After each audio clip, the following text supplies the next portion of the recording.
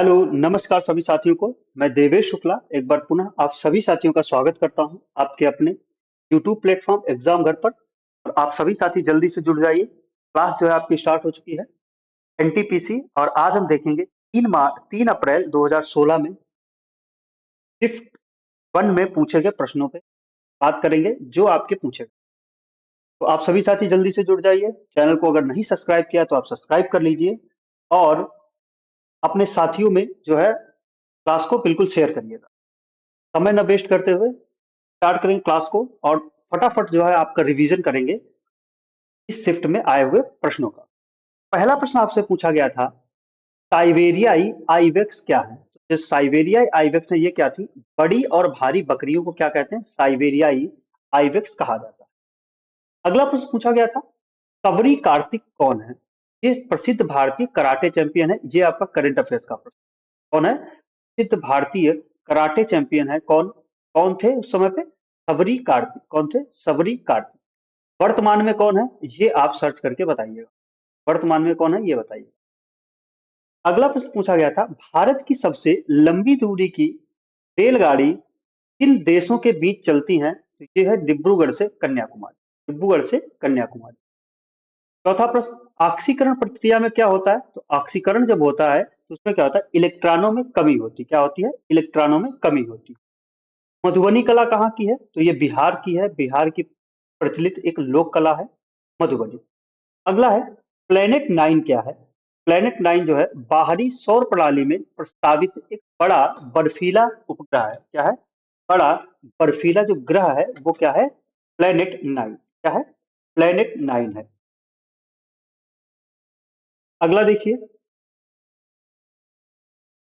मसाई मरा national reserve कहाँ है? तो जो मसाई मरा नेशनल रिजर्व है ये है आपका केन्या में। कहाँ पर है? केन्या में है।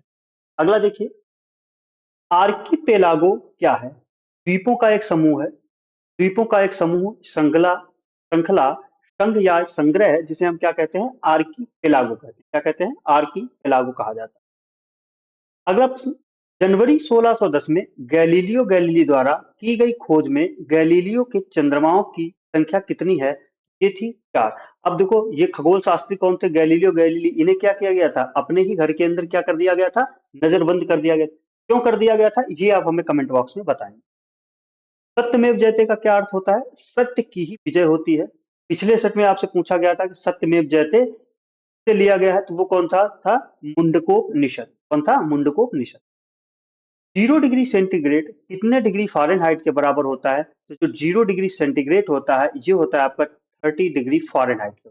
होता है 30 डिग्री फ़ारेनहाइट के बराबर होता है आपका। ठीक है। 0 डिग्री सेंटीग्रेड जो है आपका 30 डिग्री फ़ारेनहाइट के बराबर में होता है। माले किस देश की राजधानी है? तो माले मालदीव की राजधानी है। ये आपको पता होना चाहिए। अब बताइएगा, मालदीव्स के लिए भारत ने कौन सा ऑपरेशन चलाया था? ठीक है, बताइएगा आप कमेंट बॉक्स में। पंचतंत्र कथाएं के द्वारा रचित मानी जाती हैं, ये आपको पता है, विष्णु शर्मा के द्वारा। अंजलि इला मेनन कौन है? तो ये भारतीय महिला कलाकार हैं और ये भी आपका करंट अफेयर्स का प्रश्न है। ठीक है। अगला देखिए, ओरांग नेशनल पार्क कहाँ स्थित है? ओरांग नेशनल पार्क ये कहाँ स्थित है? ये आपका स्थित है असम में। कहाँ पर स्थित है? असम में स्थित है आपका ओरांग। अच्छा, ओरांग के साथ साथ में उनको है डिब्रू साइखोवा। क्या है? डिब्रू साइखोवा। ये भी आपका पूछा गया है। डिब्रू साइखोवा। नामेरी। नामेरी। ये नामेरी, डिब्रू साइखोवा, ओरांग ये सब कहाँ है? आपके असम में है। और ये आपके तीनों ही प्रश्न जो है आरआरबी के एग्जाम में पूछे जा चुके हैं। स्वदेशी क्या है? भारत में निर्मित वह सामग्री जो भारत में उत्पादित हुई है तो क्या कहते हैं? स्वदेशी कहते हैं। स्वदेशी आंदोलन कब चलाया गया था ये आप हमें बताइए। चिपको आंदोलन कहाँ से शुरू हुआ था? चिपको आंदोलन जो है वो उत्तराखंड से शुरू हुआ था। पर्यावरण को बचाने के लिए पेड़ों की जो कटाई की जा रही थी वहां पे उस पेड़ों से जाकर के लोग चिपक गए थे, भाई इनको काटने से पहले तुम हमें काटो। तो इस आंदोलन को क्या बोलते हैं? चिपको आंदोलन। हरित क्रांति के प्रणेता कौन थे? M S Swaminathan. और इन्हें जो है अभी बताइएगा कौन सा अवार्ड मिला है? और इनकी मृत्यु भी हो चुकी है हाल में ही। कौन सा अवार्ड मिला है? पद्म भूषण, विभूषण या फिर भारत रत्न? ये आपको बताना है। इस समकालीन चित्रकार ने महात्मा गांधी पर चित्रों की एक श्रृंखला बनाई थी। ये कौन थी? अतुल डोलिया। किसने बनाई थी? अतुल डोलिया। अभ्रक किस राज्य में बहुतायत में पाया जाता है? तो अभ्रक जो है बिहार राज्य में बहुतायत पाया जाता है। अभ्रक का उपयोग कहाँ पर होता है? ये आपको बता। श्रीलंका की राजधानी श्री जयवर्धनापुरे कोट्टे। क्या है? श्री जयवर्धनपुरे कोट्टे। तो देखो यहाँ पे जो है इस सेट में आपके एक तो मालदीव भारत का पड़ोसी देश है, उसकी राजधानी पूछा। श्रीलंका भी पड़ोसी देश है, उसकी भी राजधानी पूछा। और श्रीलंका श्रीलंका और मालदीव है, दोनों ही जलीय सीमा बनाते हैं। कैसी सीमा बनाते हैं? जलीय। अब दो ऐसे देशों के नाम बताइए जो भारत के साथ जलीय के साथ साथ स्थलीय सीमा भी बनाते हैं। ये दो, श्रीलंका और मालदीव जो हैं, ये ऐसे देश हैं जो भारत के साथ सिर्फ और सिर्फ जलीय सीमा बनाते हैं। अब दो ऐसे भी देश हैं, कौन कौन से देश हैं जो भारत के साथ जलीय और स्थलीय दोनों सीमाएं बनाते हैं? ये आपको बता। तीसरा प्रश्न आपके लिए है, कितने देश भारत से सीमा बनाते हैं?